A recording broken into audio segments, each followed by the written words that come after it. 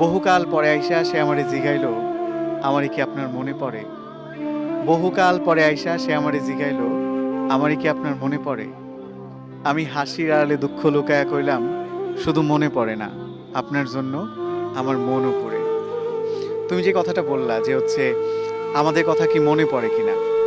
কিছু, কিছু মানুষ থাকে মনের মানুষ।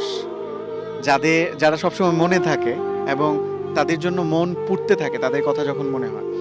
তো যার জন্য মন পুড়ে সে এসে জিজ্ঞেস করে যে আমারই কি আপনার মনে পড়ে? ব্যাপারটা এমন হয়ে গেল আরকি।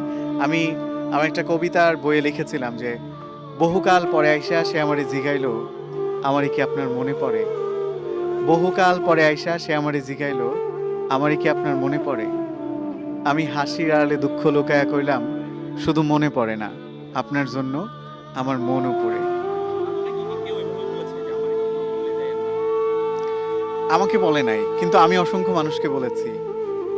আমি আ সেজন্য একটা কবিতাও লিখেছিলাম যে, আমারে ভুইলা যায়েন না। ভুল কইরাও যদি ভুইলা যান, আমি জানলে কষ্ট পামু। জীবনে কত অপ্রয়োজনীয় জিনিসই তো আমরা মনে রাইখা দেই। কবে, কোথায়, কোন পথে হাঁটতে গিয়ে হোঁচট খাইলাম। অদেখা তারকাটায় লাইগা শখের জামাটা ছিঁড়া গেল। লোকাল বাসে ওঠার সময় না দেখা কেউ একজন হাতটা ধইরা টাইনা তুলল। এমন অপ্রয়োজনীয় অনেক কিছুই থাকে যা মনে না রাখলেও চলতো। তবু আমাদের মনে থাকে, আমরা মনে রাখি।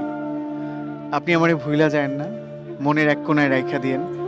ফুল হয়ে যাওয়া ফোনের স্টোরেজের মতো যদি কখনো মনের মেমোরি পরিপূর্ণ হয়ে যায়, যদি স্টোরেজের প্রয়োজনে কোনো কিছু ডিলিট করা লাগে, আপনি অন্য কিছু ডিলিট করেন। তবুও আমারে থাকতে দিয়েন মনে। যত্নে রাখেন কিংবা অযত্নে।